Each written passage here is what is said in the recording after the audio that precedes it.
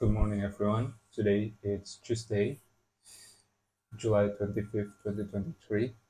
Um, Yesterday I didn't manage to do log entry early in the morning. Instead, I did it in the evening. So, starting from today, hopefully, I will go back and keep the streak going by doing log entry in the morning.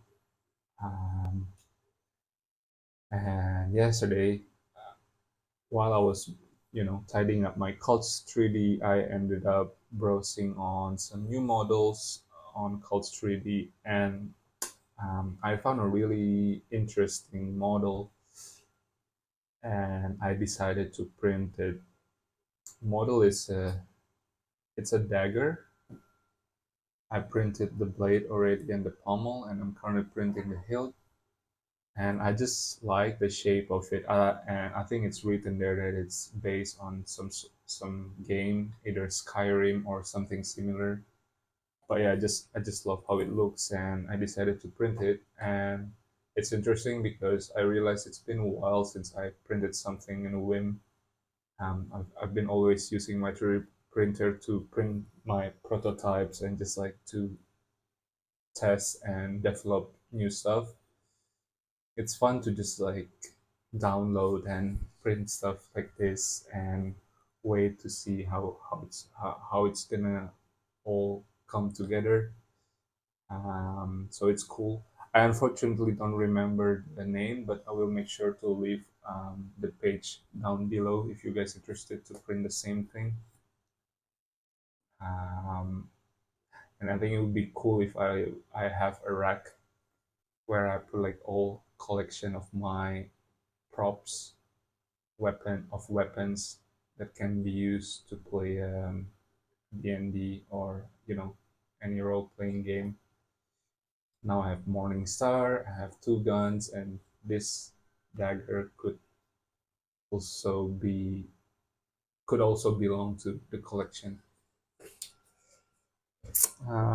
Yeah, it has also a nice this etching, like in engravement. Is that even a word? Yeah, and they all printed vertically like this, and it managed to retain all the detail, which is pretty cool. Looks also like a Tesla symbol if it's upside down. Um, anyway, apart from that, I also got a comment about someone asking,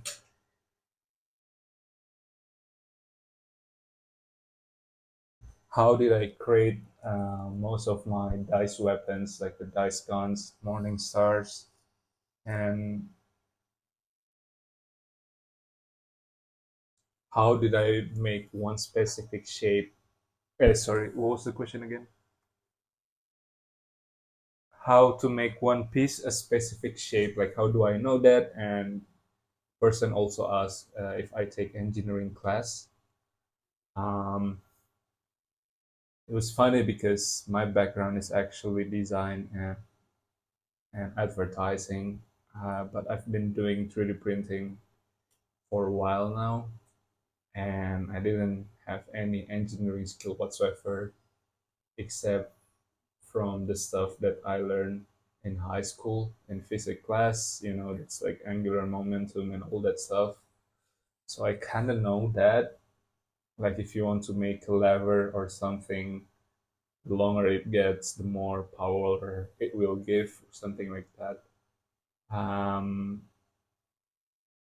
But if the question is how do I know to make a part into a specific shape, I think the answer is two things. First one, it's like it's a lot of reference from internet. What I did is basically I watched a lot of stuff, DIY stuff, and like how people make paper guns, or how this a specific model of gun works. Um, I took that mechanism and put it into my project.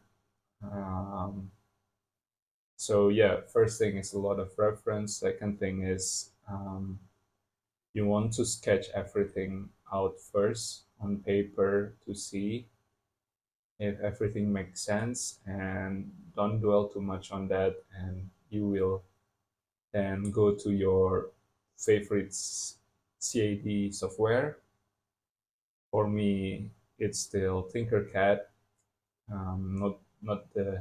Not the most suitable one, but that's what I have for now. And yeah, just start building things, or like start making the shapes, and I can guarantee you that the parts that you make will rarely work for the first try. And last thing you need to do is actually print it. Be generous with printing, print it and test it out until you get the right function that you expect from you get the right function for that design. um, so that's so far my way of doing things. It takes exponentially longer to for me to finish a project, but I believe if I keep doing that by repetition, I should be better um, at some point. And practice makes perfect, I guess. And yeah, watch a lot of there are a lot of references out there, I believe. And one of my favorite YouTube channel is actually I don't remember the name, but what this YouTube channel show is just like different mechanism and how it works and how each parts are connected together. I think I will leave this channel also down below. If it's just a golden treasure you found on YouTube if you are interested to build a lot of like mechanical parts by yourself. Um, Damn it, I'm so bad at names. But yeah, I'll try to look it up for you. I subscribe to this channel, and yeah, this person just give away different mechanism from like super complicated one till just like something that is actually simple, but you just need an example to show and makes you understand how it works. So yeah, it's super cool. And yeah, that's a bit for today, I think. And I'll see you tomorrow in the next log entry.